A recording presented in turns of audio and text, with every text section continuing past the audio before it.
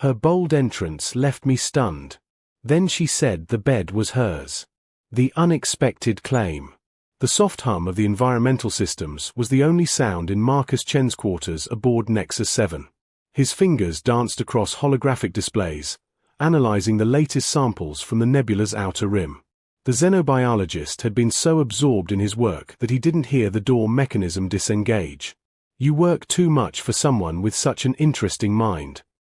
Marcus spun around, nearly knocking over his coffee synthesizer. Standing in his doorway was Zara the Lin, the Etherian ambassador who had arrived at the station 3 weeks ago. Her silvery blue skin seemed to shimmer in the low light, and her violet eyes held an intensity that made his breath catch. She moved into his room with a fluid grace that defied the station's artificial gravity. "Ambassador the Lin," Marcus stammered, his mind racing. "How did you?" The door was locked. She smiled, a gesture that was both familiar and alien. Locks are suggestions for those who respect boundaries. I've never been particularly good at that. She walked deeper into his quarters, running her fingers along the edge of his desk, examining his personal effects with casual interest. "I'm sorry, but these are private quarters. You can't just..." "Can't I?" Zara turned to face him fully, and he noticed for the first time how her dark hair fell in waves around her shoulders, adorned with small crystalline beads that caught the light. She moved toward his sleeping alcove and, with theatrical flair, sat down on his bed. "This space suits me. I think I'll keep it." Marcus felt his scientific mind short-circuit. "Keep it? Ambassador, that's my bed. You have your own quarters in the diplomatic wing." "Had," she corrected, stretching out slightly, testing the mattress. "But yours has something mine lacks." What could that possibly be? Her eyes met his, and there was something more than playfulness there, something that made his pulse quicken. "You." The word hung in the air between them. Marcus found himself moving closer, drawn by a gravitational pull he couldn't explain. "This is highly irregular. There are protocols, regulations about interspecies." "Marcus," she interrupted, his name sounding like music in her accent. "When did you last do something irregular?" The challenge unveiled. Marcus stood frozen, caught between his ingrained sense of propriety and an undeniable curiosity about the ethereal being who had claimed his bed. Zara watched him with those striking violet eyes, patient as a cat, waiting to see what he would do. 3 weeks, she said suddenly, breaking the silence. "What?" "You asked what my quarters lack. I've been on this station for 3 weeks, watching you catalogue your samples, attend your meetings, eat alone in the observation deck at precisely 1900 hours. She shifted on the bed, making room beside her. "You're the only person here who looks at the universe with wonder instead of trying to conquer it." Marcus felt heat rise to his face. "You've been watching me." "Observing," she corrected with a slight smile. "We Etherians are naturally curious about species that intrigue us. And you, Marcus Chen, are intriguing." He found himself sitting on the edge of his own bed, maintaining a careful distance. "Why?" Zara turned to face him more fully, and he noticed the subtle iridescence of her skin, how it seemed to shift colors like oil on water. "Your research on xenological adaptation. You don't just study alien life, you try to understand it, empathize with it. Do you know how rare that is?" "It's just good science," Marcus mumbled, suddenly aware of how close she was. "No," she said, reaching out to touch his hand. Her skin was cooler than he expected, smooth like polished stone. "It's more than that. When you analyzed the Cetri fungal colonies last week, you called them beautiful. When you discovered the crystalline formations were actually living organisms, you were delighted, not disappointed that your hypothesis was wrong." Marcus looked down at where her fingers rested against his. "How do you know about that? Those reports weren't public." "I have my ways," she said mysteriously. Then, more seriously, "My people believe in compatibility testing through proximity.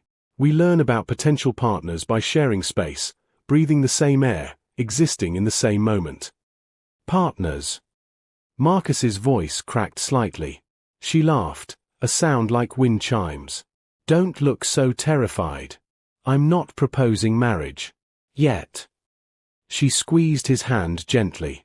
But I'm proposing that we explore this curiosity we have about each other. Unless you want me to leave. Marcus realized he was already intertwining his fingers with hers, his thumb tracing the unique patterns on her skin. The bed really isn't very comfortable, he said weakly. The station's budget doesn't allow for luxury items. Then it's fortunate, Zara said, moving closer, that Etherians consider comfort to be about company, not furniture. Walls coming down. Tell me about Etheria, Marcus said, surprising himself with the request.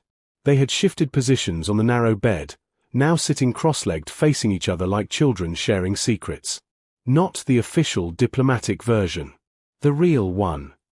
Zara's expression softened, and for the first time since her dramatic entrance, he saw vulnerability flicker across her features. It's lonely, she admitted. Beautiful beyond description.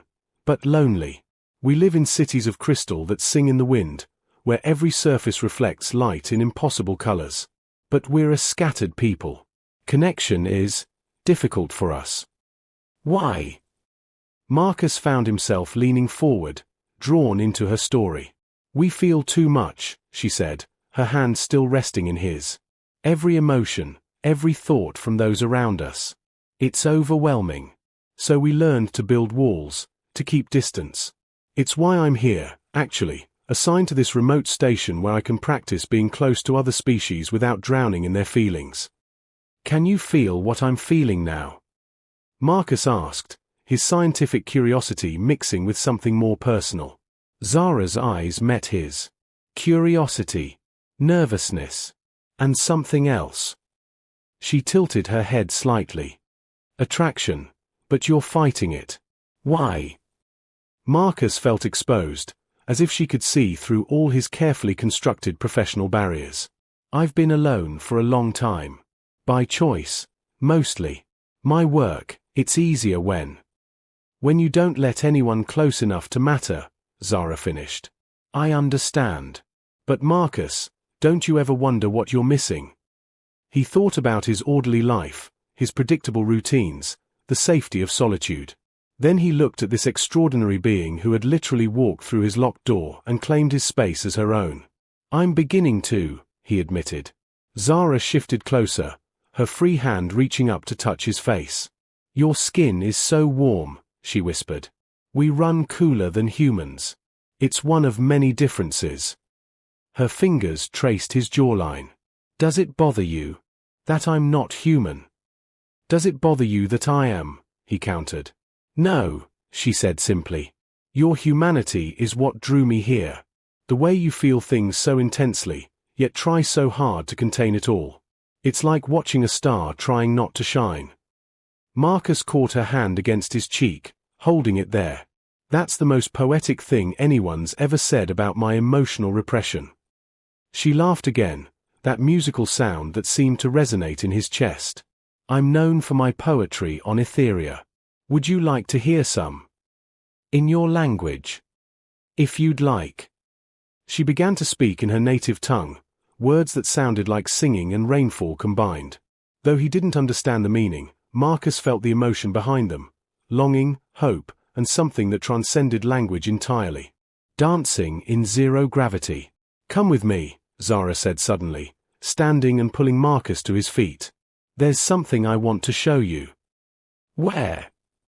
Marcus asked, though he was already following her, their hands still intertwined.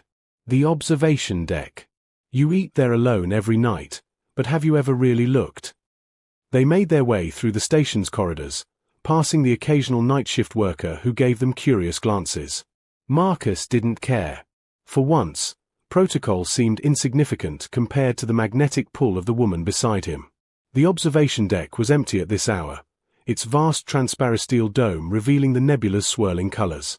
Zara led him to the center of the room and touched a control panel. The artificial gravity began to fade. What are you doing? Marcus asked as his feet began to lift from the floor. Dancing, she said, pushing off gracefully and floating upward. On Etheria, we dance in the wind currents that flow between our crystal spires. This is the closest I can get here. Marcus had never been comfortable in zero gravity, preferring to keep his feet firmly planted during his time on the station. But watching Zara move through the air like she was born to it, her hair flowing around her like a dark cloud, he pushed off to join her. She caught him when he floated too fast, laughing at his clumsy movements. "You're thinking too much," she said, positioning his hands on her waist. "Feel the space around you. Move with intention, not force." They began to move together, a slow rotation that brought them closer with each turn.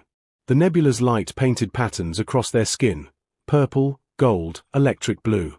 Marcus found himself mesmerized by the way the colors played across Zara's features, how her skin seemed to absorb and reflect the light simultaneously.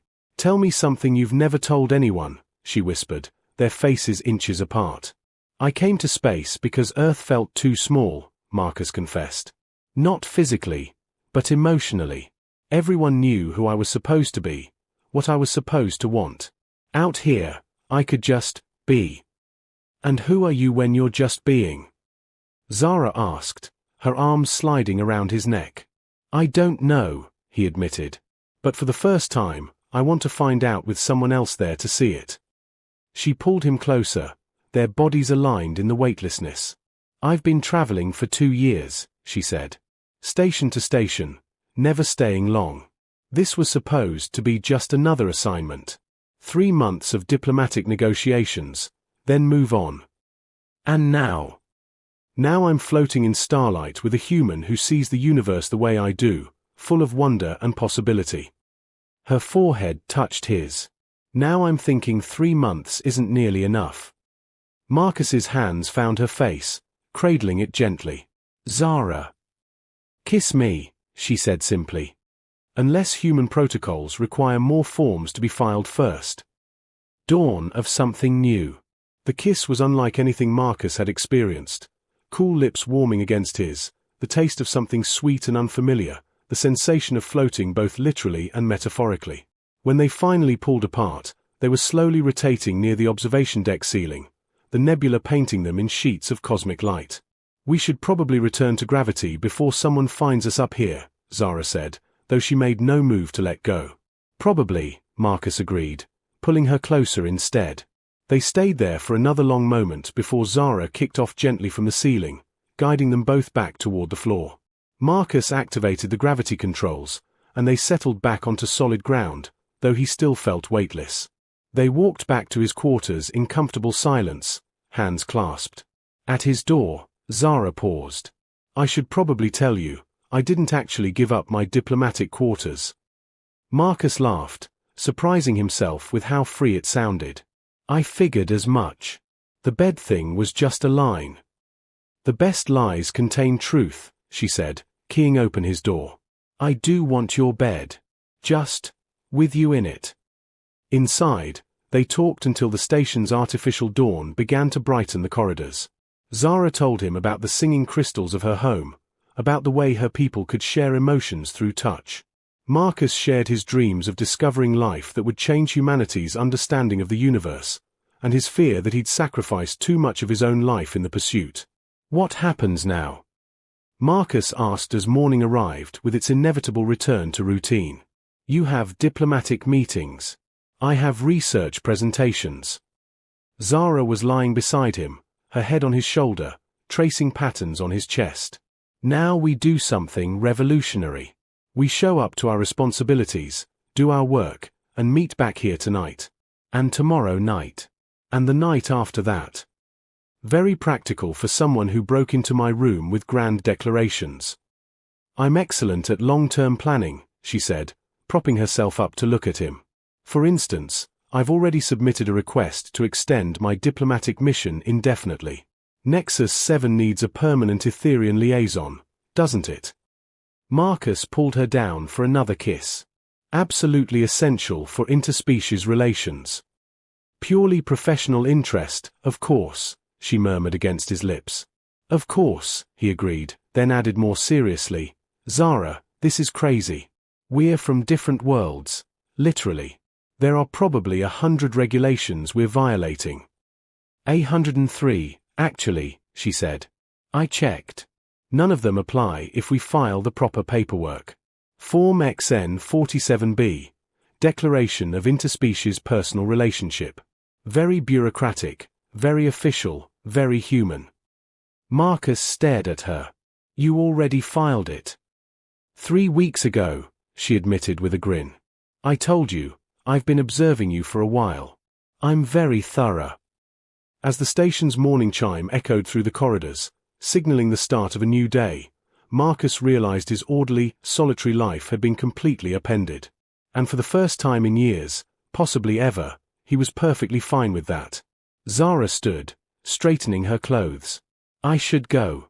But I'll see you tonight. 1900 hours at the observation deck. It's a date, Marcus said, then added with a smile. But this time, maybe we keep the gravity on. She paused at the door, looking back with those incredible violet eyes. Where's the fun in that?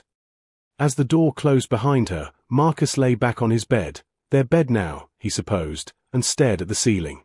His life had changed completely in one night, all because an alien woman had walked through his door with impossible confidence and claimed his space as her own. And somehow, impossibly, wonderfully, he knew this was just the beginning. The end.